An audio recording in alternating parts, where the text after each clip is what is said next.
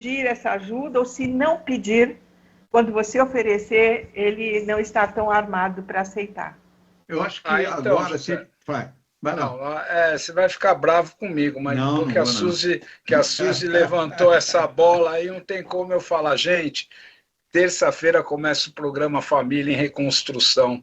É gratuito, é uma parceria do programa Recuperação com Faces e Vozes. Você pode fazer sua inscrição pelo DDD 11, número 970596626, DDD Você 11. falou muito rápido, não deu para me anotar, Alexandre. Olha, DDD 11 9 7059-6626. Você manda um WhatsApp lá, quero participar do programa Família em Reconstrução. Eu vou te adicionar no grupo e te mandar as informações. É 100% gratuito, nos ajude a divulgar.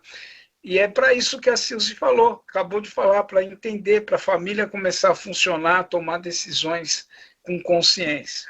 Vai lá, José. Dinâmica, Dinâmica. não é um palestrão, né? Tem que falar que não, né, Silvia? A Silvia não é de fazer palestrão, ela gosta de roda de conversa, bate-papo, reflexão madura. Então é isso. O que nós poderíamos falar agora dos tipos de internação, mas não falar só, existe esse tipo, para quem serve os tipos, né? Então nós temos lá internação voluntária. Então nós temos que imaginar esse encontro dessa estratégia voluntária. Temos 6.000 clínicas, né? E quando servir, por que o cara vai voluntariamente? Ele pediu ajuda?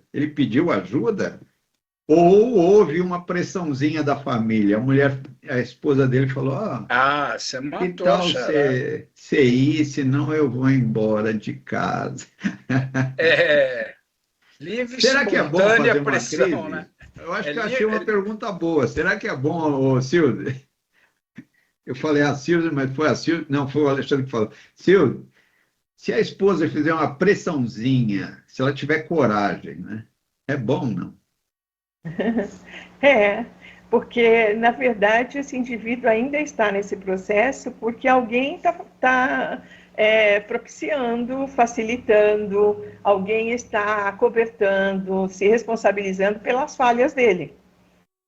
Na medida em que você dá para o outro a real condição, que é o que a família adoecida faz, ela nega também que ali tem um problema, por desconhecimento, obviamente, muitas vezes por ignorância, mas por medo também, né? Está tão adoecida quanto, e ela não consegue perceber que nada do que ela fizer vai fazer o outro parar. Então, esse trabalho com as famílias, inclusive, que a gente propõe, né, é justamente ajudar as famílias a aprenderem a cuidar um pouco mais de si próprias, porque na medida em que você muda, né, nós somos sistêmicos, então, na medida em que eu mudo a minha posição, não tem como quem estiver ao meu lado não mudar também.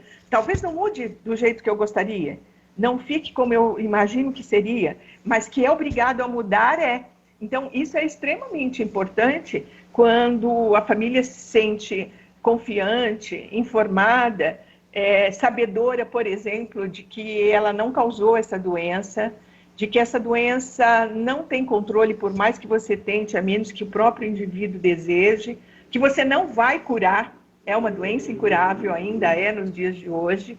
Então, assim, quando você sente, não só sabe, mas quando você sente isso, há uma grande possibilidade de eu começar a estabelecer limites.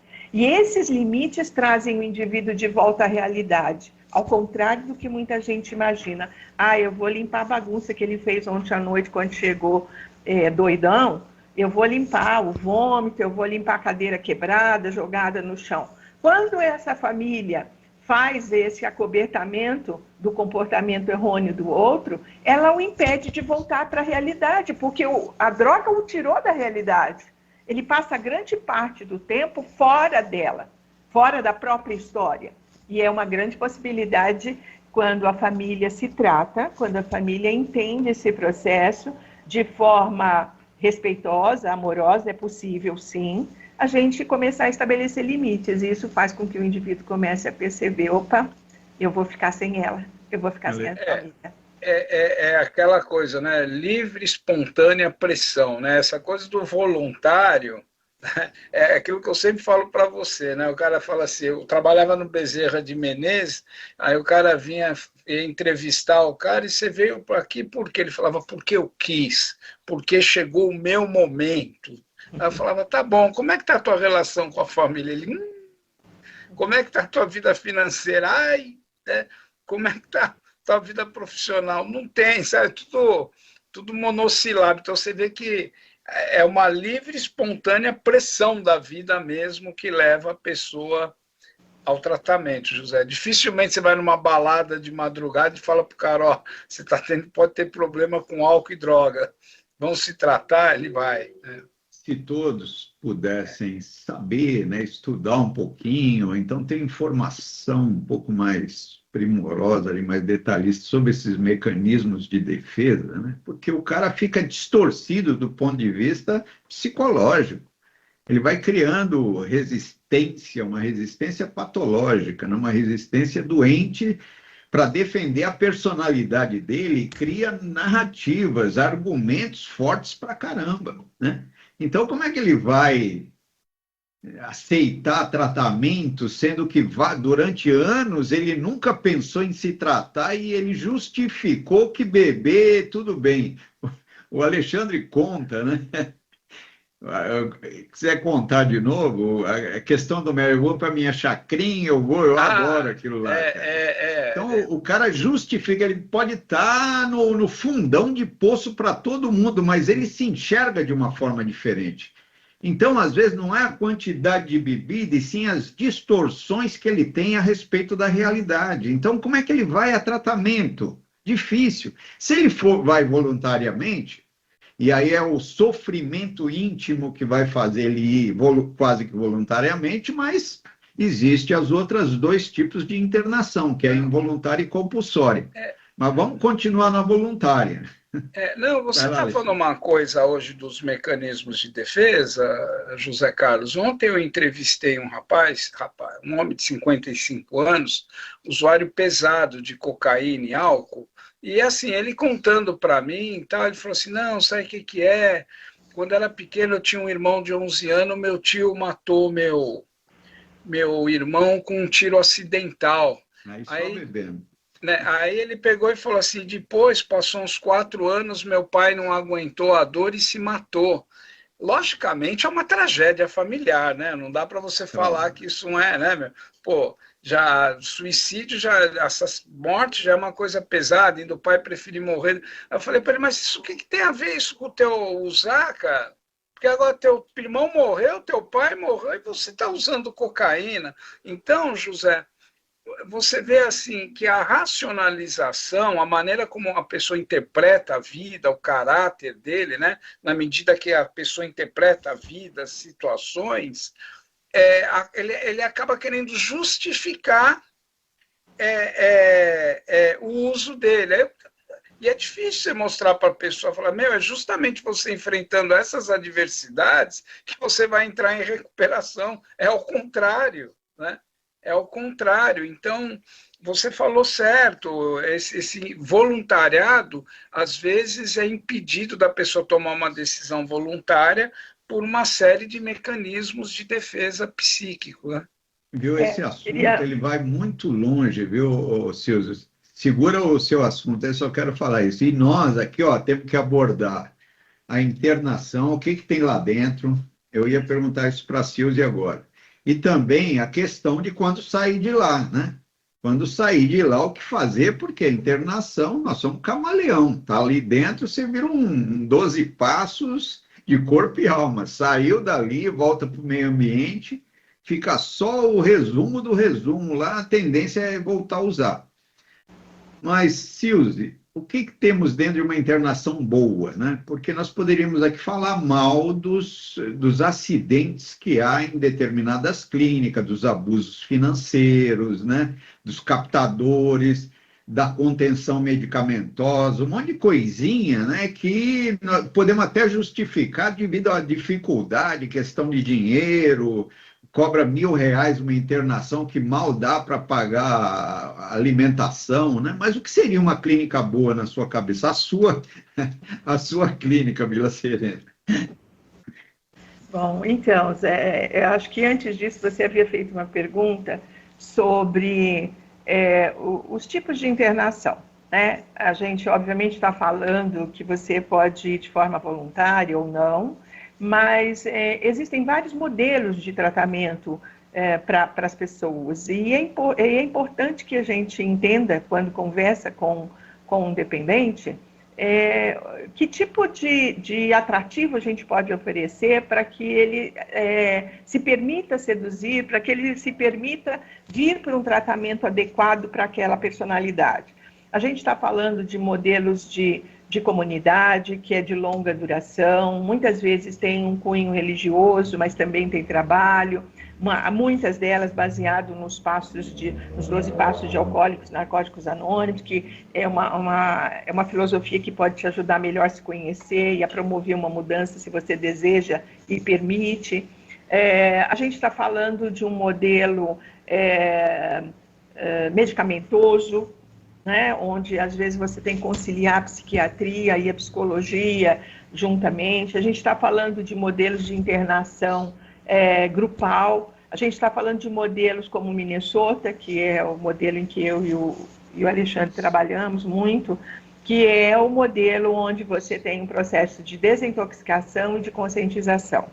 Então, tem toda uma equipe multiprofissional que vai lá atuar na desintoxicação, e desde o início, esse indivíduo já é envolvido no grupo, para que ele, através da história dos outros, através dos exemplos que são dados, das tarefas e histórias apresentadas, ele comece a se perceber, mesmo ainda estando intoxicado, ele já é acolhido pelo grupo, e isso facilita muito o processo não só da desintoxicação, mas principalmente o desejo do indivíduo querer ficar. O grupo vai dar a força que ele precisa, não a vontade. Se ele entrar de boa vontade, a força quem vai dar são os outros. Então, o que vai acontecer nesse espaço, né, na grande maioria, quando o lugar é bastante sério, a gente está dizendo que é necessário que se tenha pelo menos uma proposta terapêutica, né, que não tenha só trabalho e está tudo certo, se houver necessidade e perfil para aquele modelo, mas que ele tenha atividades, e não só intelectuais tampouco, mas para que ele saiba sobre o assunto, que ele aprenda sobre a doença, que ele seja estimulado a falar dos sentimentos, que ele demonstre isso, que ele fale sobre isso, que essa clínica, que esse lugar atenda aos familiares, exija que os familiares participem do programa para que possam fazer frente a tudo aquilo que está acontecendo e, mais do que tudo, o que você perguntou posterior, o depois. Como é que vai ser quando ele sair? O que a gente está aprendendo simultaneamente, família e doente, né, dependente? Como é que a gente vai lidar? Então, um lugar sério, você passa por várias contribuições, palestras, dinâmicas, filmes especializados, são várias formas de isca para atrair esse indivíduo e a gente entender o que é que faz sentido, o que é que toca o coração dele. Porque inteligentemente... É uma educação, né? É uma reeducação. A primeira vez que eu escutei, eu li internamento e não internação, porque internamento é para educação, mas quando o cara vai para lá, o dependente, ele parece que ele está sendo punido, né? Que é um contrassenso danado, mau entendimento. Eu digo sempre para as pessoas, né, só para concluir, eu sempre digo para as pessoas, na abordagem, muitas vezes, que as pessoas às vezes, mas olha onde eu vim parar, olha que horror, que vergonha, ou coisa parecida. Eu sempre reforço que aquilo é para gente muito valente, não é para qualquer um, não. Não é para qualquer um, não, né? Nem todos suportam, e não é que não suporta a abstinência, o processo de ficar sem a droga, não suporta se ver, não suporta se conhecer, porque é a missão mais difícil, nos conhecer. O patrimônio que vocês têm na mente de memória, de caso e tal, é emocionante, viu? Que emociona verdadeiramente. Eu fico emocionado. Alexandre, com a sua experiência agora, vamos falar claramente, nós vamos falar de internação involuntária. Então, vai buscando aí no seu hipocampo todas as informações, porque às vezes eu ligo para o Alexandre, onde você está? Eu estou aqui em Mato Grosso, que eu vou catar um cara aqui, ou então eu estou na praia procurando um... Como é que é esse negócio de internação involuntária? Primeiro, Alexandre, você vai pegar o cara... às vezes a gente escuta no jornal que ele foi raptado, sequestrado, o juiz pode prescrever uma internação involuntária contra a lei, é bom, não é bom, que mais? A família tem medo de internar involuntariamente, tem medo porque acha que vai ter retaliação depois que o cara sair, que é uma bobagem. Dentro de uma clínica interna, a intervenção orientada, como é que funciona tudo isso, Alexandre? E a empresa que vai resgatar também, ou você vai ou vai. José, porque assim, infelizmente existe uma discussão, por exemplo, em casos lá que tinha aqui as cenas de uso aberto, né, aqui em São Paulo, a Cracolândia, que o Ministério Público, não pode ter internação involuntária, os direitos humanos, e provavelmente essas pessoas foram responsáveis pela morte ou pelo adoecimento psíquico de várias pessoas, né? Porque a internação involuntária é uma intervenção por uma coisa que a ciência já provou que o uso de álcool e drogas causa, que é a psicose tóxica. A pessoa rompe com a realidade. A pessoa rompe, ela pode matar, ela pode atropelar, ela pode capotar carro, ela pode roubar, ela pode prejudicar a ela e a outros, né, diretamente. Então, a internação involuntária, ela cessa esse processo. Né? Aquela coisa, né, você vê várias estatísticas que mostram a violência com o adolescente, a violência com a mulher, e sempre o álcool e droga presente. Muito disso poderia ser evitado se muitas vezes a família internasse essa pessoa involuntariamente. Por quê? Porque depois de 15 dias, a pessoa já está mais estabilizada, já está pensando com clareza, e você consegue fazer uma abordagem. Né? Então, a internação involuntária é para tirar a pessoa da loucura, psicose da loucura que ela está com droga. Né? Não adianta você achar que isso vai passar por mágica, ou por oração, ou por água benta, não vai. Né? Então, esses casos. E como é que se faz isso? Pai, mãe, esposa, amigos podem solicitar, sim, um serviço especializado, é muito importante, e as pessoas assinarem a autorização para que essa internação seja feita. O importante é que a clínica que receba, num prazo de 24 horas, comunique ao Ministério Público que essa pessoa foi internada voluntariamente com um parecer médico, né? Que a clínica comunique que realmente, no caso dessa pessoa, cabe a internação involuntária.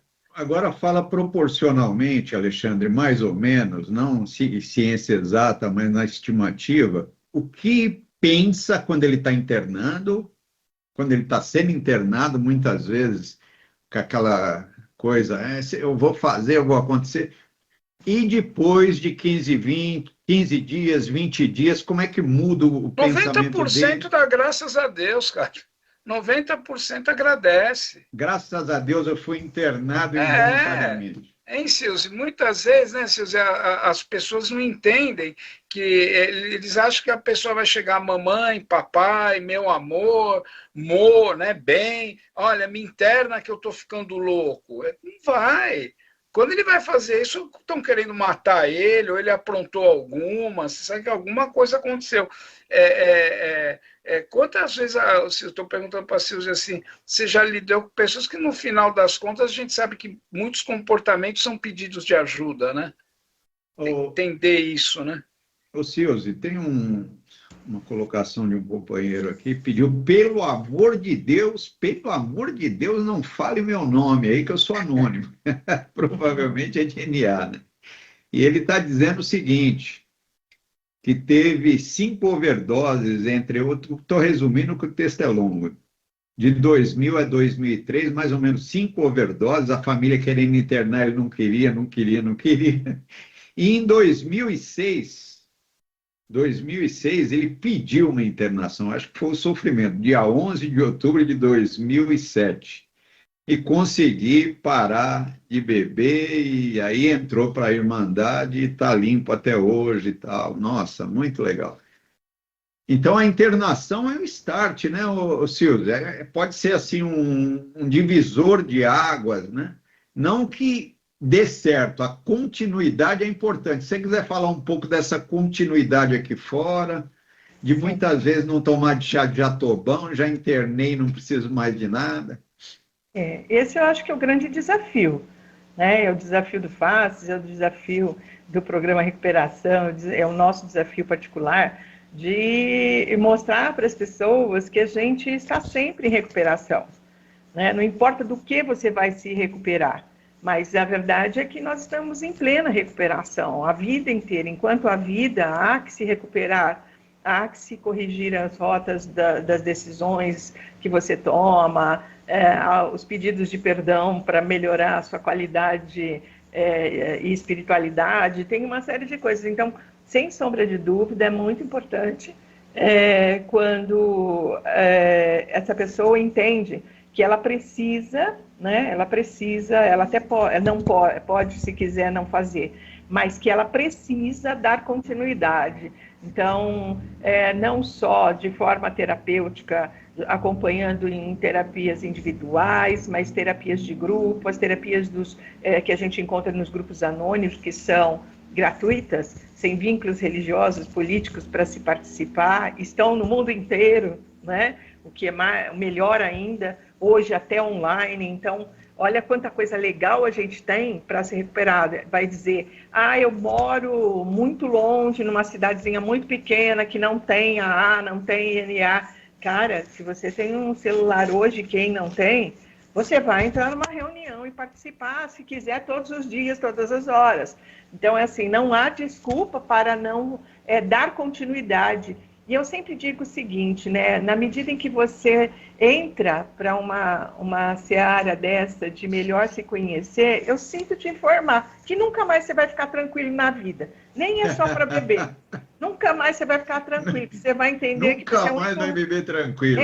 Nunca mais, nunca mais. Você vai entender que você é o único responsável por estar onde está.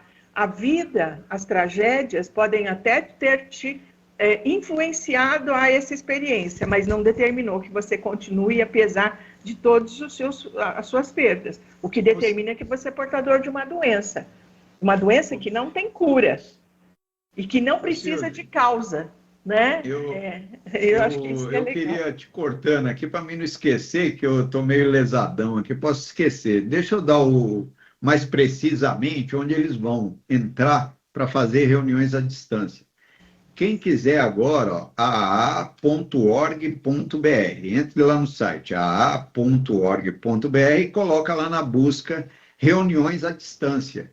Então vai aparecer mais ou menos umas 100, hoje nós temos 100 reuniões online, né? Todas elas, as mulheres, né? Está lotado de mulher. E temos também um telefone, aqui de São Paulo, 011 3315-9333, plantão 24 horas. Então, é muito importante isso. Alexandre, a família é corresponsável? A família, às vezes, né, interna para se livrar do cara. Vamos falar sinceramente. Para se livrar, às vezes desiste, às vezes fala, esse não tem mais jeito. É verdade isso? Tem tudo isso, né, José? Eu só diria assim que a pessoa ela não quer se livrar do indivíduo, ela quer se livrar da dor do que o indivíduo causa, né? Do indivíduo ela ama, ela gosta, né? Existe um fenômeno na dependência química que as relações elas vão se deteriorando. Porque uma hora o cara tá bem, uma hora tá mal, uma hora tá bem, uma hora tá mal, uma hora tá bem, então vai calejando, sabe? As pessoas vão criando um mecanismo para parar de sofrer, e as consequências disso, muitas vezes, são abandono, realmente, né? A gente pode ver isso muito com morador de rua aqui em São Paulo, porque muitos desenvolvem comorbidades, além do uso, então fica muito difícil para a família lidar com toda essa demanda, né? Então, as famílias que têm maior poder aquisitivo internam, contratam pessoas, mas famílias de baixa renda realmente acabam optando pelo desligamento, José. Isso é uma consequência. Ô, Silvio, nós poderíamos dizer isso aqui, ó. Quem está bebendo e usando, a doença é progressiva, ela só aumenta. Você vai cada vez criando mais tolerância, bebendo mais e tendo mais problema, enfraquecendo o ser aqui na Terra na sua missão. Então, nós temos o recurso dele ir sozinho, por exemplo, o ANA, né? Ou procurar, se ele tiver condição, especializado, um psicólogo, um médico, um terapeuta, e ele vai, se ele for bom, esse terapeuta, vai encaminhar ele para o AA, para estruturar uma nova rotina de vida.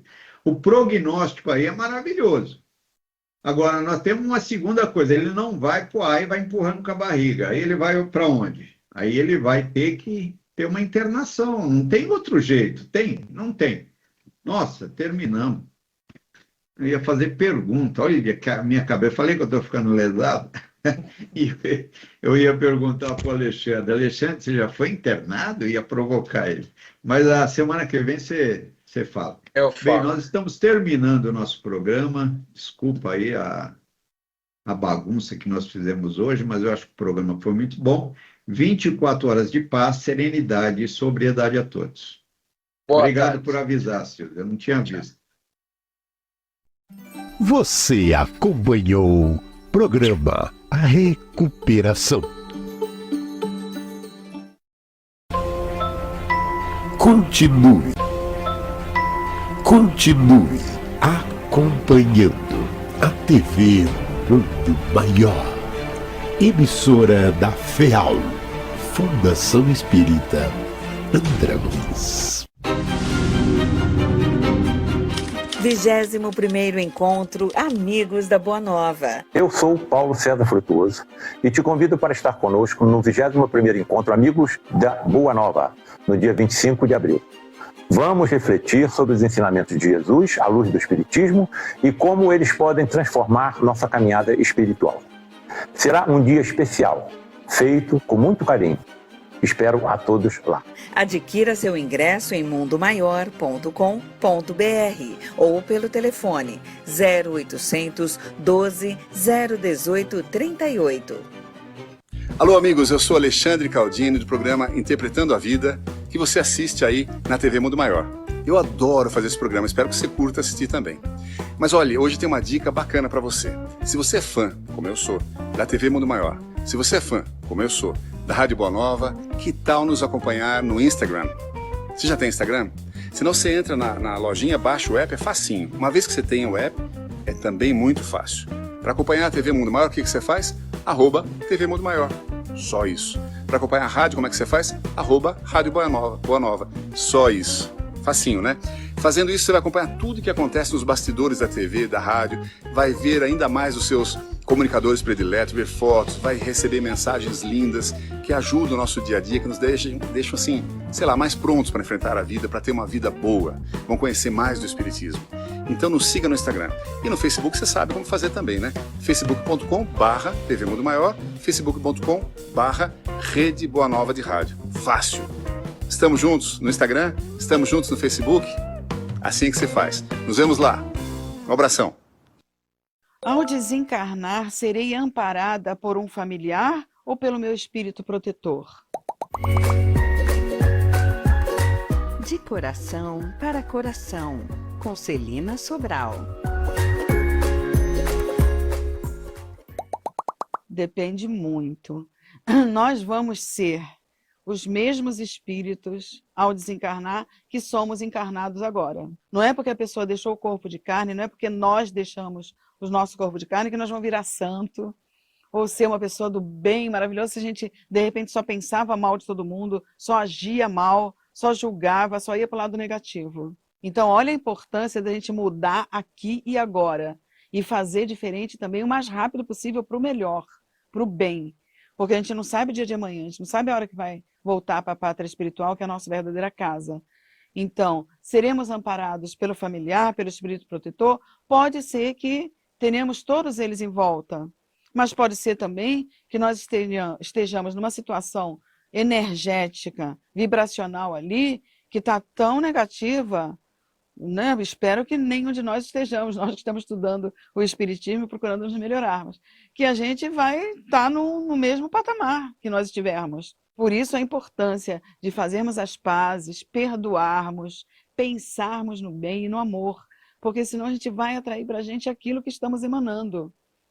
Provavelmente o nosso espírito protetor, mesmo que a gente não sinta ali de imediato, vai estar auxiliando no desenlace, na hora do nosso desencarne, sim. De repente, familiares, que o espírito protetor pode ser, inclusive, familiar, né, de encarnações passadas, ou você está perguntando aqueles familiares dessa que já foram antes, né, dessa mesma encarnação, pode sim, geralmente sim, mas é importante que a gente cuide do nosso interior, da nossa emanação energética, do nosso sentimento, do nosso pensamento, sim, para ver como é que está a nossa atitude perante o plano espiritual e perante os encarnados também, para que a gente tenha essa proteção. Tem pessoas que a gente acha que não vai ter proteção nenhuma, que são do mal, que são largados aí, e são recebidos por Jesus, são recebidos por espíritos de alta hierarquia. Olha como a gente não conhece o coração do outro, né? Então vamos cuidar do nosso para que seja o melhor, para que ao desencarnar a gente tenha momentos de paz, de tranquilidade, a adaptação, a gente sabe que não é imediata ao voltarmos para a verdadeira casa. Então, que seja pelo menos energias de tranquilidade, de paz, de perdão, não vamos desencarnar aí com raiva de ninguém, vamos procurar fazer as pazes o mais rápido possível. Tem vezes que não dá, tem hora que a gente passa por situações que a gente fala, meu Deus, não sou perfeito, não aguento, não consigo de uma hora para outra perdoar. Tá, mas vamos pelo menos não ficar pensando naquela situação negativa, porque atrai para a gente energia negativa também. Se a gente não consegue perdoar agora, para ser bem recebido se de repente a gente for embora amanhã, vamos pensar em coisas boas, vamos tentar emanar pelo menos, se não dá para ser para aquela outra pessoa, para a maioria das pessoas, vamos emanar para o nosso planeta energias de paz, de tranquilidade, de luz. Porque devagarinho a gente vai chegando lá. Ninguém vai também virar santo de uma hora para outra. Ninguém vai virar anjo de uma hora para outra. A gente tem uma escala a subir. A gente tem testes e provações a vencer. Mas a gente vai conseguir alcançar, lógico, a luz, vamos conseguir alcançar a evolução espiritual que tanto estamos, né, encarnados para conseguir isso, batalhando. Então vamos acalmar o nosso coração e sempre estaremos, sim, em melhores companhias, espirituais e até mesmo materiais. De coração para coração, com Celina Sobral. Inscreva-se no canal e fique por dentro da comunicação em prol de um planeta de regeneração. Bom dia, amigos do Clube Amigos da Boa Nova. Já sou sócia há 23 anos, desde 2002 que eu faço parte, né? Como a mãe que falou aí hoje, né, do filho que teve preso, etc., eu tive também meu filho preso em 2002. E o que me calentou foi ficar dia e noite ligado na Rádio Boa Nova, né? E desde então eu tenho um rádio de cabeceira que eu só durmo com o rádio ligado. A doutora Dona Nato fala, mesmo que você dorme, mas tem aqueles irmãos espiritual que eles precisam de ouvir, eles estão ouvindo. E a energia boa, né, das mensagens que fica na minha casa a noite toda. Até agora, né, estou ouvindo, sou muito feliz com isso. Acompanho a batalha, né, pela AFM desde o som inicial. Meu rádio não pega, mas ainda está pegando o AM. Quando não pegar, eu dou um jeito de comprar o rádio. Nunca vou ficar sem ouvir minha Rádio Boa Nova à noite, não. Nem de dia. Bom, deixa eu parar por aqui, que eu falo muito, senão eu vou me estendendo, daqui a um pouco está muito, muito longo o áudio. Um dia abençoado, sou grata, grata, grata, grata.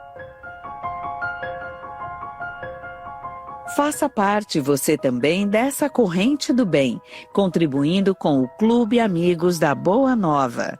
Acesse amigosdaboanova.com.br ou ligue para 0800 12 018 38.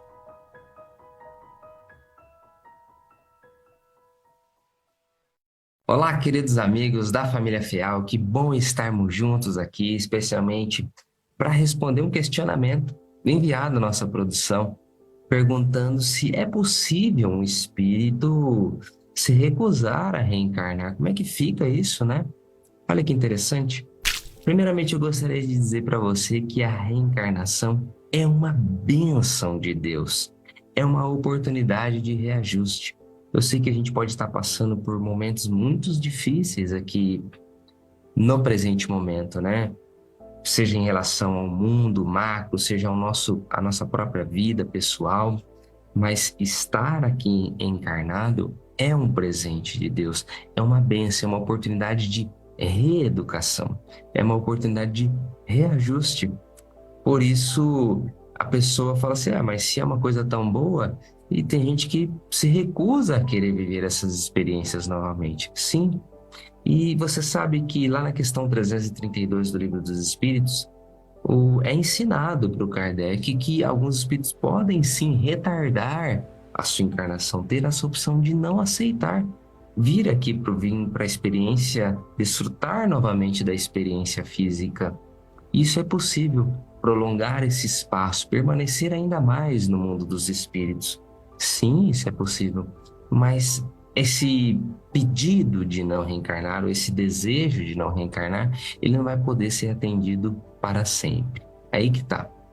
Podemos sim se abster de exercer determinada missão espiritual, mas vai chegar um momento que algumas experiências se farão necessárias aqui no mundo físico. Sabe por quê? Porque quando o espírito veste a pele humana, se envolve no corpo carnal, os seus pensamentos se tornam mais lentos. Olha só que interessante. Memórias são ali, vamos dizer assim, guardadas em estado latente. A personalidade pode ser muitas vezes direcionada para um tipo de comportamento. Tudo isso para o ajuste, para que ele viva uma experiência direcionada àquela programação espiritual. Você já imagina uma pessoa que tem uma vida, várias encarnações seguidas cometendo vários crimes. Ele tem uma mente voltada para o mal. E ele tem uma nova oportunidade, às vezes num novo cenário, numa nova circunstância, a receber o benefício da encarnação para que o seu corpo receba agora, quando criança, novamente, os ensinamentos dos seus pais, da sociedade onde ele vai viver, de um novo local, às vezes livre daquelas influências que fizeram cair. Veja, às vezes ele tem a impressão, mas não vem com tanta força, com tanto vigor, porque estar na matéria é uma bênção. Olha como o corpo físico amortece muitas impressões que vêm do nosso corpo, do nosso espírito, e que o corpo dá uma segurada, sabe? Por isso que viver muitas vezes determinadas experiências no mundo dos espíritos, ela é muito mais rica, porque a gente sente com muito mais propriedade. A tristeza é muito mais forte, a alegria é muito mais forte. Então é um mundo muito mais sensível. Mas estarmos encarnados proporciona uma experiência maravilhosa para que a gente possa progredir. E a gente sabe, né, que toda encarnação tem um motivo. Toda encarnação está debaixo de uma programação espiritual. E na questão 332 do Livro dos Espíritos, até eles comentam com Kardec e falam assim, olha, aqui no mundo espiritual existem espíritos indiferentes. Eles não conseguem reconhecer muitas vezes os benefícios da reencarnação. Eles postergam, sim, mas vai chegar um momento em que a espiritualidade vai impor determinada encarnação para ele reajustar, para que ele faça cumprir a lei do progresso. Porque, como diz lá o Espírito de Verdade, né? Se a pessoa não quer progredir, ela será arrastada como um turbilhão para frente, né? Então, ela quer ficar estacionada, mas a lei do progresso vai impeli-la, de acordo com as circunstâncias da vida, os fatos, os acontecimentos que surgirão no seu destino, para impelir que ela olhe para frente, caminhe, continue a sua evolução. E a encarnação é um presente divino para que a gente cumpra essa missão e desenvolva a nossa inteligência, desenvolva as nossas virtudes. Olha que bênção, né? Jesus disse, no mundo tereis aflições, mas tende bom ânimo, porque eu venci o mundo. Mostrando para nós o respeito que a gente deve ter pela vida física. Então é isso, meus queridos amigos. Fiquem com Deus e até mais. Inscreva-se no canal e fique por dentro da comunicação em prol de um planeta de regeneração. Espiritismo e informação você encontra aqui no canal RBN TV MM. Um incrível acervo de vídeos espíritas com transmissões ao vivo, produções próprias e conteúdos especiais. As atualidades do mundo abordadas através dos conceitos do Espiritismo. Inscreva-se no canal e fique por dentro da comunicação em prol de um planeta de regeneração.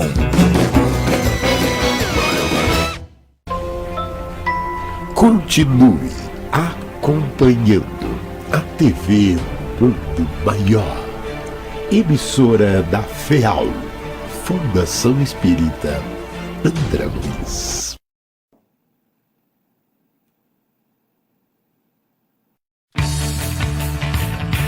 Começa agora, Mente 5.0.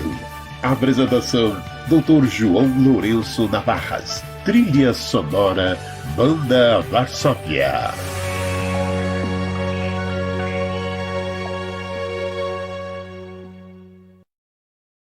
Olá, muito bom dia. O programa Mente 5.0 está aqui de volta, como toda terça-feira, às 9 horas da manhã, um programa ao vivo, em que você pode participar de maneira ativa conosco. Meu nome é João Lourenço, eu sou médico, psiquiatra e psicoterapeuta, e tenho como proposta aqui trazer ferramentas, instrumentos e também instruções para usar esses instrumentos e, quiçá, instrutores que nos auxiliem a preparar a nossa mente para essa quarta revolução industrial, que é a internet de tudo e de todos ao mesmo tempo, o tempo todo. E a gente vai parafraseando com a palavra Mente 5.0, que é exatamente estar acima dessas questões, desta invasão, deste derramamento de informações muitas vezes irrelevantes e irrevelantes, não revelam nada de nobre ou de melhor. E como a gente não perturbar o nosso coração com isso, já que é entre a cabeça que pensa e as mãos que fazem, tem o nosso coração que deve temperar as nossas ações. E o programa é ao vivo, vai reprisado em outros momentos na programação da rádio, que tem, entre outros, vários programas muito bons que nós temos. Mas você pode participar com a gente agora, de maneira ativa com a gente, através dos nossos canais de comunicação. Por exemplo, vai lá no Facebook e você, ao mesmo tempo em que assiste online, coloca suas perguntas em time para mim aqui, no facebook.com/Rede Boa Nova de Rádio. Você manda sua pergunta e no Minuto da Mente, que são os últimos 15 minutos do programa, estaremos respondendo a sua colocação, a sua dúvida, a sua pergunta sobre o assunto que vamos falar aqui hoje ou qualquer assunto ligado ao nosso trabalho mental, à nossa casa mental, que nem sempre é saúde mental, mas isso não significa que somos doentes mentais, ok? Também pode conversar com a gente através do YouTube. Você vai lá no portal Mundo Maior. Você também assiste online e manda suas perguntas aqui em time, que no final eu vou estar respondendo. Também pode ser pelo WhatsApp. Se você tem um tablet ou um smartphone que tem a possibilidade de colocar esse aplicativo, que é o WhatsApp, coloca esse número lá. 0, operadora 11 99643 3827. Repetindo para quem está apenas nos ouvindo pela rádio, não nos vendo pela TV, 0, operadora 11 99643 3827. Ou se você não tem nenhuma dessas tecnologias, não tem problema. Tem um telefone? Liga direto para nós gratuitamente pelo 0800 979 5011 ou diretamente pelo seu telefone 0 operadora 11 2457 5011, que as nossas telefonistas vão carinhosamente receber a sua pergunta, a sua colocação e retransmitir para mim aqui, porque no Minuto da Mente, nos últimos 15 minutos do programa, estaremos aí respondendo os questionamentos ou respondendo às colocações. Então sejam todos bem-vindos e vamos aí então continuar estudando a proposta, que nós sempre temos um livro-texto, e eu acho importante ter um livro-texto, porque as pessoas podem acompanhar e se aprofundar no que nós estamos fazendo aqui, porque sempre vou trazer à luz da doutrina espírita e vendo como uma ferramenta que de repente possa estar usando no nosso crescimento espiritual, no nosso processo de evolução. E nós estamos vendo um livro do Rick Warren, que é um pastor protestante lá dos Estados Unidos, e o livro dele chama-se Uma Vida com Propósitos.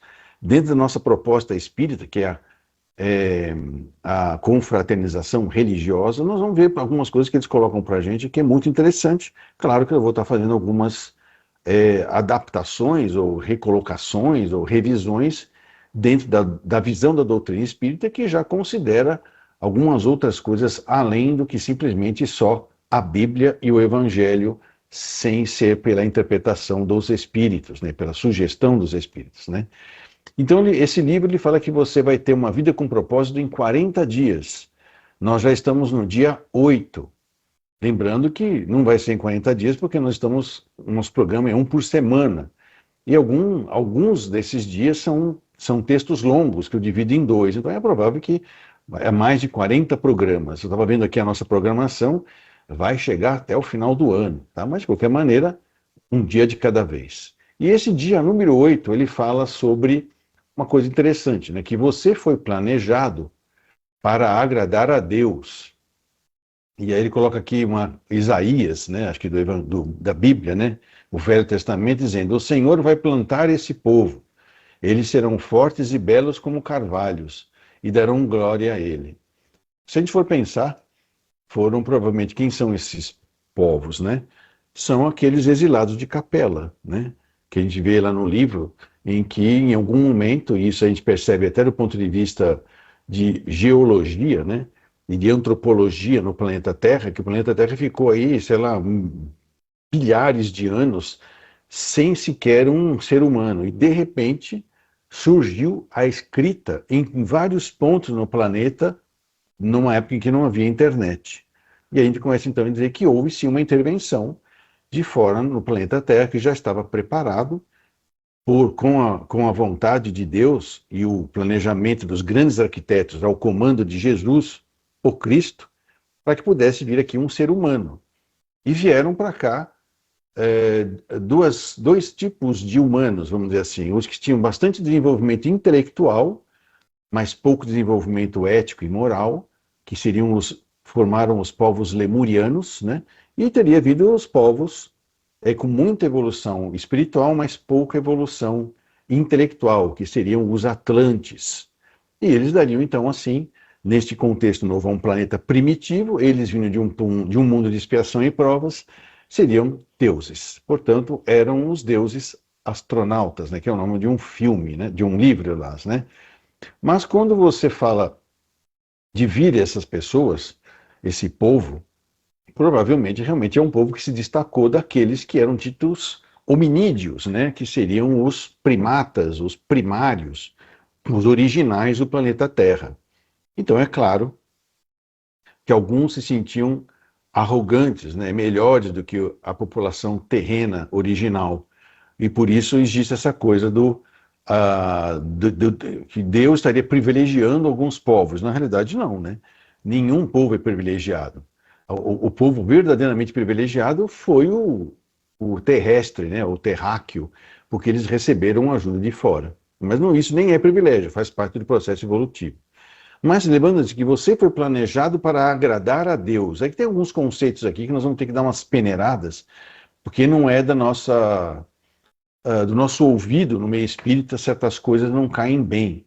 Então, por exemplo, aqui, olha. No instante que você chegou a este mundo, Deus, lá do céu, como testemunha invisível, sorria ao assistir a seu nascimento.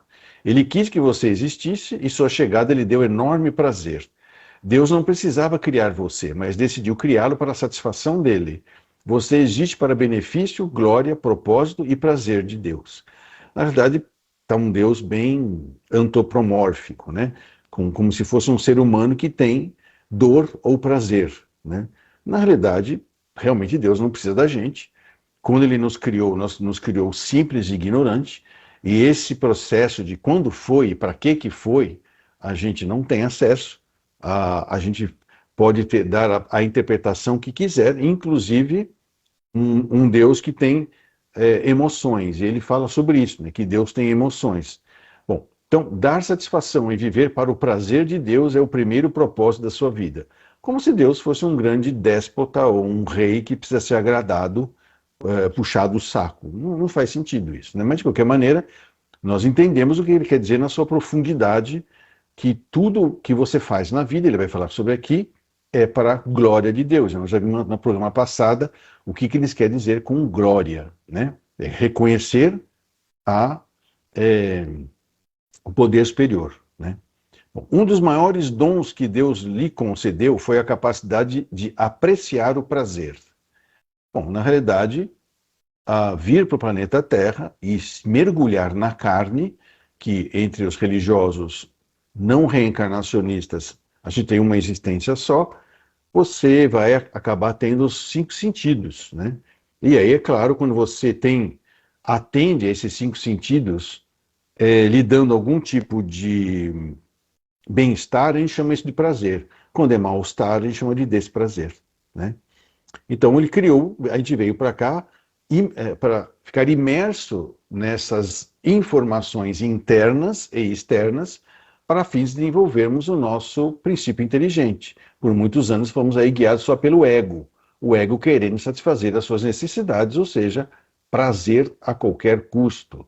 Então ele diz aqui, ele criou, né, com 5 sentidos e emoções, para que você pudesse experimentar essa sensação. A pergunta é, experimentar para quê? Né? Por 100 anos, depois morre e vai ficar sem essas sensações nenhuma, lá ou no inferno, ou no céu, ou no purgatório, que é a ideia reducionista da invenção das igrejas, né? Ele deseja, Deus, né, que você aprecie a vida, não que apenas a suporte. Sim, faz sentido. Apreciar a vida, para apreciar a vida, você tem que mudar seu ponto de vista. Se você é egoísta, você vai achar que apreciar a vida é ter todos os seus desejos, todos os seus sentidos e emoções satisfeitos, né? Mas nem sempre é isso. O motivo pelo qual você pode sentir prazer é que Deus o fez à sua imagem. Não sei se é bem isso, porque provavelmente lá nos mundos superiores, onde o espírito é totalmente desmaterializado, qual seria o prazer dele, né? A felicidade é um estado de espírito, não é um estado de corpo. Passar pela carne é um processo primário de evolução espiritual, mas está bem longe da luz, e está bem longe no sentido de que com uma encarnação estaremos iluminados, não necessariamente, né? Então ele diz aqui, uma coisa que eu até grifei, porque não bate com a realidade que a gente conhece. Diz assim, com frequência, esquecemos que Deus também tem emoções. Bom, eu fico tentando um poder superior a mim, que ainda tem raiva, tem culpa, tem medo, tem necessidade de controle. Isso é que são emoções, né? Eu diria que se Deus tem sente alguma coisa, é sentimento, e esse sentimento é o amor cósmico universal. Mesmo assim, é uma colocação da criatura falando do Criador, né? Que não tem capacidade de interpretá-lo. Ele diz aqui, ele possui sentimentos intensos. A Bíblia diz que Deus sofre, fica enciumado e encolerizado, sente compaixão, piedade, tristeza e comiseração, bem como alegria, regozijo e satisfação. Deus ama, sente prazer, exulta, desfruta e até mesmo ri. Eu acho que isso é aquela visão antropomórfica de Deus, né? Mas, de qualquer maneira, talvez naquela época, que isso está escrito lá no Gênesis, Êxodos, Deuteronômio, Juízes, Reis, Crônicas, coisas que não vamos dizer assim, da nossa época. Não é nem do Evangelho, da época do Evangelho, que é o Novo Testamento, que foi há 2000 anos. Então, vamos tentar entender o que significa isso. Então, dar prazer a Deus é o que se chama adorar. Então, a Bíblia diz, o Senhor se agrada somente daqueles que o adoram e confiam em seu amor. Então, vamos ver o que quer dizer com adorar. Aqui eles discutem o processo de adoração porque eles têm esses cultos, né, de adoração. Qualquer atitude sua que agrade a Deus é um ato de adoração. Concordo. E o que agrada a Deus? É qualquer coisa que atende à lei de amor, né? Como o diamante, a adoração apresenta várias facetas, né? O diamante ele é polido, né? Seriam necessários vários livros para abordar tudo o que precisamos compreender a respeito da adoração, mas nesta sessão estudaremos seus aspectos principais, que eu também acho, né? Os antropólogos perceberam que a adoração é um impulso universal estabelecido por Deus na estrutura do nosso ser, uma necessidade intrínseca de nos ligarmos a Ele, né? Adorar é tão natural quanto comer e respirar. Quando não conseguimos adorá-lo, achamos um substituto, ainda que, no fim, sejamos nós mesmos. A razão pela qual o Senhor nos fez com esse desejo é que Ele anseia por adoradores. Jesus disse que o Pai procura adoradores. Na realidade, é claro, vamos dizer assim, Deus não procura nada, né? Na realidade, Ele já está sempre emanando a sua energia do bem, do belo e verdadeiro, do amor cósmico universal, será o nome que você vai dar. Adoradores seriam aqueles que de algum momento tiveram um despertar espiritual e perceberam essa energia. Então é claro que essa energia está indo e está procurando quem a reconheça, né? Dependendo da sua formação religiosa, ele diz aqui, pode ser que você precise ampliar sua compreensão do termo adorar. Você talvez vincule essa palavra a cultos na igreja em que haja cânticos, orações e pregação. Talvez a gente pense que é isso, né? Algumas pessoas vão adorar a Deus, não sei se eles falam isso na missa, ou no culto protestante, não sei. Ou visualize um cerimonial com velas e ceia. Ou imagine curas, milagres e experiências arrebatadoras. A adoração pode incluir esses elementos, porém vai muito além dessas manifestações. Adorar é um estilo de vida. Eu digo mais, é um estado de espírito também, né? Se você for ver aquela a religião que acho que foi a Seishonoye, eles fazem um tipo de adoração que é agradecer por tudo que você tem. Então, uma vez eu vi eu era um moleque, acho que eu tinha uns 12 anos, eu vi um culto desse, na época eu achei engraçado, né? Porque ele falava assim, obrigado pela minha testa, obrigado pelo meu nariz, obrigado pela minha bochecha, pela minha boca, pelos meus dentes, pelas minhas orelhas, e foi falando o corpo todo. Isso é adorar a Deus, né? É ser grato por aquilo que você tem, né? Então, você não precisa fazer isso só no culto, você pode fazer isso o tempo todo, né? Então, essa coisa de dar prazer a Deus significa aumentar a sua capacidade de captar o que Ele já está mandando para você. Tá? E isso não dá prazer para Deus, porque Deus não precisa de prazer para fazer isso, né? Ele simplesmente, Ele é, ok? Mas ele diz uma coisa interessante, então, adoração é muito mais que música, provavelmente nas igrejas protestantes, e a gente vê aí até o gospel, né, que nasceu desses cantos das igrejas, né? Então eles acham que adorar é cantar. Então eles aqui, para muitos adorar é apenas sinônimo de música. Eles dizem, em nossa igreja temos primeiro a adoração e depois pregação. Ele diz que esse é um grande mal-entendido. Todos os momentos do culto são um ato de adoração. A oração, a leitura da Bíblia, os cânticos, a confissão de pecados, o silêncio, o ato de ouvir, a pregação, fazer anotações para estudo posterior, ofertar, o batismo, a ceia, assinar um cartão de compromisso e até mesmo cumprimentar outros adoradores. Tudo bem, isso é adoração, que eu acredito que é perceber Deus em tudo e em todos, seja lá o que você esteja fazendo, nem que seja fora de um culto, né? Na verdade, a adoração, ela é anterior à música, ele está dizendo assim, né? Aí ele fala que em Gênesis está escrito lá que Adão adorou no jardim do Éden, mas não há nenhuma menção à música, né? Se a adoração fosse somente música, então os que nunca se utilizaram da música jamais adoraram. A adoração é muito mais que música. Ele diz assim, mais grave é quando se utiliza o termo adoração em alusão a um estilo musical, né, específico. Então, primeiro cantamos um hino, depois cantamos uma canção de louvor e adoração. Ou, gosto das canções de louvor mais rápidas, porém prefiro as canções de adoração mais lentas. Então, de acordo com essa convenção, se uma canção for rápida, ou alta, ou tocada por instrumentos pesados, podemos classificá-la como louvor. Você veja que o nível de discussão dele, para nós, em termos de conhecimento de que orar é uma adoração, você acariciar um cão ou dar de amamentar para uma criança, isso já é um ato de adoração a Deus, no sentido de que estou aqui servindo a Ele, às leis de amor.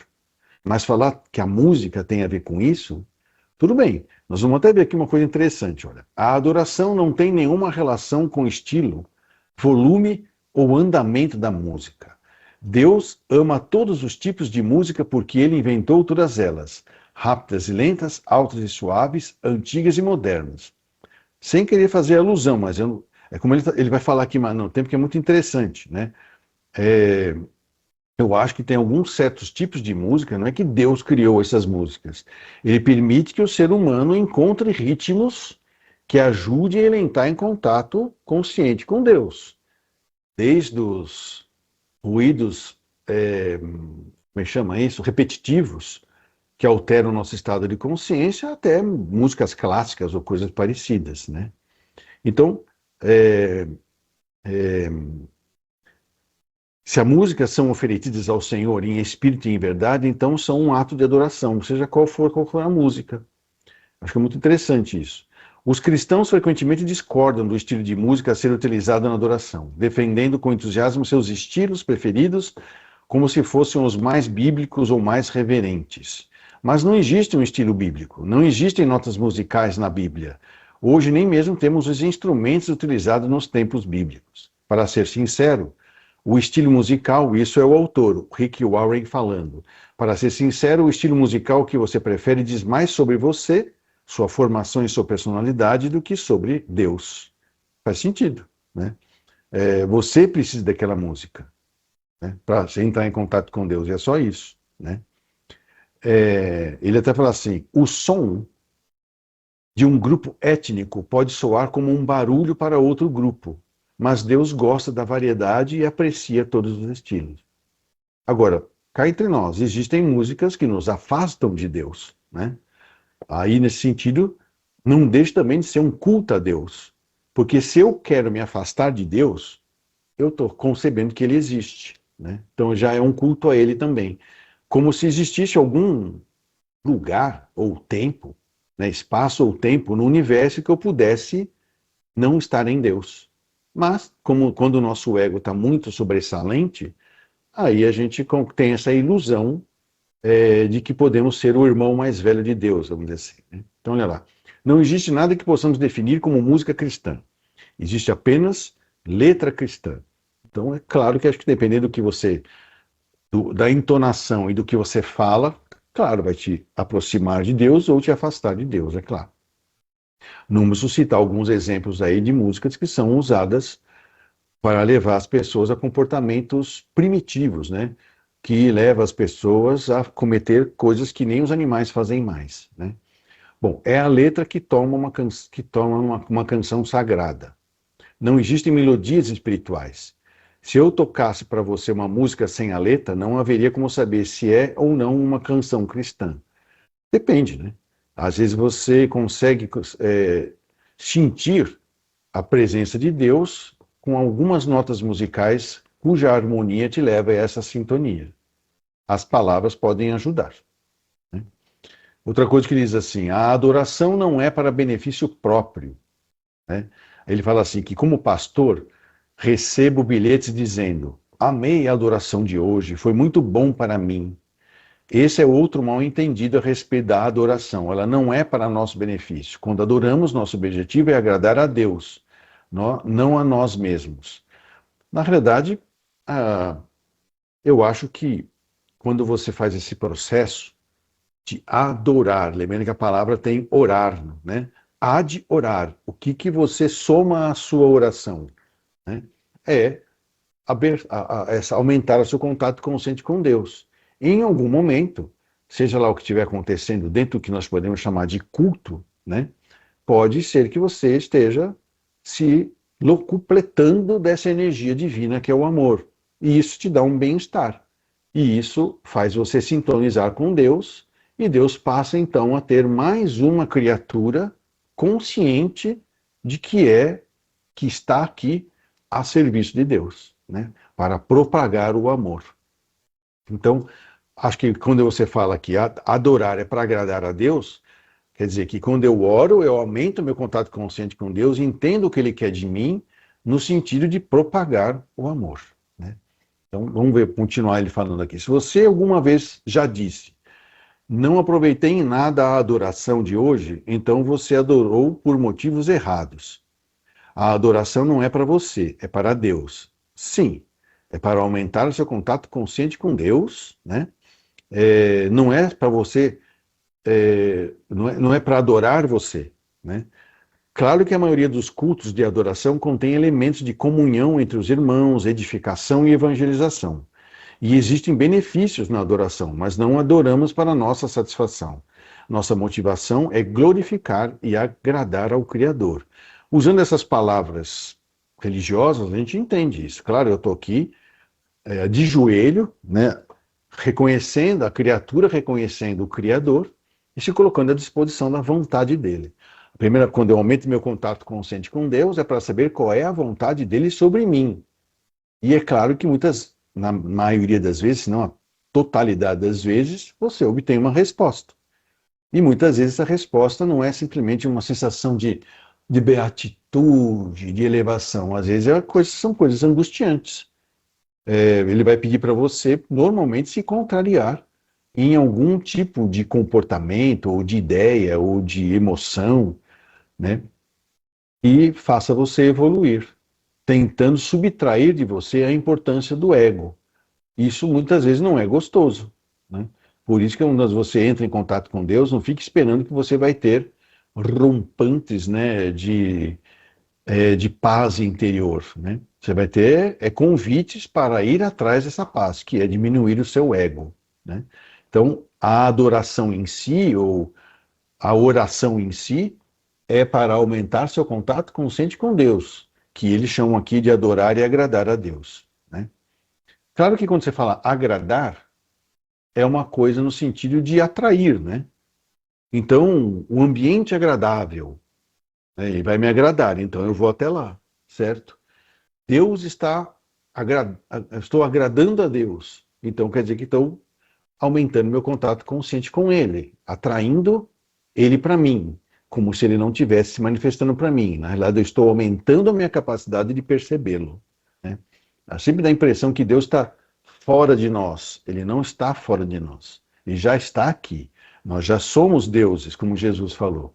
Agora, como que eu faço para entrar em contato com esse reino de Deus dentro de mim, né? É através da busca do meu eu crístico, deixando de lado o meu ego. E esse exercício é o exercício da caridade, né? Em um momento eu posso parar para me instruir, ou seja, me alimentar dessa energia para que eu possa continuar enfrentando as contrariedades que a minha encarnação me permite ter para que eu cresça em ego, em eu, né? E deixando de ser ego.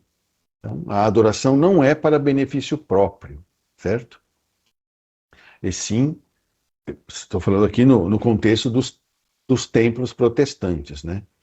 Então, agora aqui diz assim, a gente entende isso, que a gente já viu isso aqui também, no próprio Evangelho segundo o Espiritismo. E a gente vê algumas obras falando sobre isso, nas obras suplementares, né? Como Fonte Viva, Caminho, Verdade e Vida, em que há citações, por exemplo, a Bíblia diz, esse povo se aproxima de mim com a boca e me honra com os lábios, mas o seu coração está longe de mim. A adoração que me prestam é feita só de regras ensinadas por homens. Sim, se ele está se referindo a isso, né, que repetições de palavras ou de gesticulações, se o seu coração não está em contato com Deus, e se isso não aumenta seu contato consciente com Deus, é apenas um balézinho, né, uma espécie de um ritualzinho que é só com os lábios e com os gestos, né? Aí nesse sentido a gente entende, né, que adorar, que você toma a sua oração, oração, né, é a abertura do seu coração, né? Outra coisa, a adoração não é parte de sua vida, ele está falando aqui, é a sua vida. Concordo. A adoração a Deus não se limita aos cultos na igreja, pois nos foi dito, estejam sempre na sua presença, lá nos Salmos. E cantem glórias e louvem ao Senhor desde o nascer até o pôr do sol, também nos Salmos, na Bíblia, né? Então, na Bíblia, as pessoas louvavam a Deus no trabalho, em casa, na batalha, na prisão e até mesmo na cama, né? Isso aqui na cama no sentido de dormindo. Louvar deve ser sua primeira atividade, assim que abrir os olhos pela manhã, e sua última atividade ao fechá-los à noite. Davi disse em Salmos: eu darei graças ao Senhor o tempo todo, minha boca sempre o louvará. Eu acredito que é isso, que lembrou o pessoal do Sechonoye, né? Então, isso é uma postura que você pode ter. Reconhecer nas coisas, nas pessoas, nos lugares, né? Nos minerais, nos vegetais, nos animais, a presença de Deus e há de orar, lembrar a Ele, puxa, quanta gratidão, né, eu tenho por poder participar dessa criação divina em que tudo se estabelece numa harmonia tão grande que eu quero agora, mesmo tendo o ego, não ser algo que desagrega disso. Porque o ego faz a gente ter a ilusão de que eu estou no comando do mundo, e não estou. Por isso que Jesus vem nos trazer a boa nova, né? Deixem de ser animais que pensam, que estão egoístas, e passem a desenvolver a humanidade, a realizar a humanidade, se tornem humanos, né? Cada atividade, ele diz assim, pode ser transformada em um ato de adoração, quando é realizada para louvar, glorificar e agradar a Deus. Traduzindo, né? Reconhecendo Ele como a causa primária de todas as coisas, que possamos assim, vamos dizer assim, abençoá-lo por isso. Então, o trabalho torna-se adoração quando você o dedica a Deus e o realiza consciente da sua presença, né? Fazendo tudo como se estivesse fazendo para Jesus e mantendo uma conversa contínua com Ele durante a atividade. Pensando nela constantemente, ele estava comentando aqui uma ideia aqui, que ele compara o louvar tudo com Deus, né? Quando você está apaixonado por uma moça, ele estava falando quando foi da esposa dele, ele só pensava nela. Tudo que ele fazia era pensando nela. É a mesma coisa em relação a estar ligado a Deus em alta fidelidade e adorá-lo, né? Vamos dizer assim, né? Dia 8, então, tema para reflexão. Fui planejada para agradar a Deus. Sim, para servir a Deus. Versículo para memorizar. O Senhor está contente com o seu povo. Sim, os primeiros que chegaram, que já sabiam que ele existia, né? Pergunta para meditar. Que tarefa simples eu poderia começar a fazer agora, como se fosse diretamente para Jesus? É uma figura alegórica dizendo, no que você falou bom dia para alguém hoje, você já falou bom dia para Jesus, porque tudo é criação de Deus. Jesus criou tudo que a gente sabe a pedido de Deus, para fins que desenvolvêssemos ou que realizássemos a nossa humanidade, ok? Vamos agora para o nosso Minuto da Mente, que já chegou algumas perguntas para a gente aqui. Vamos lá?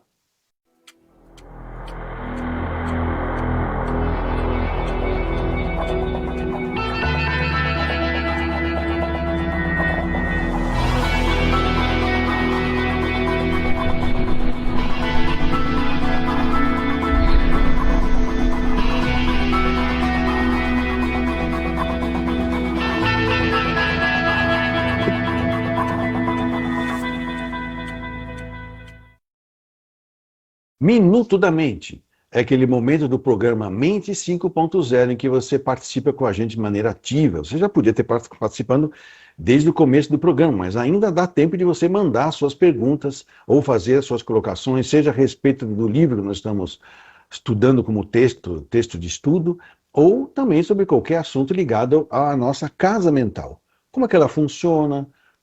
Quais são as suas partes, os seus fundamentos, quando que ela adoece, o que é doença, o que não é doença, né? Porque não existe, esse termo de saúde mental é um termo usado muito mais por ideologia do que por realidade.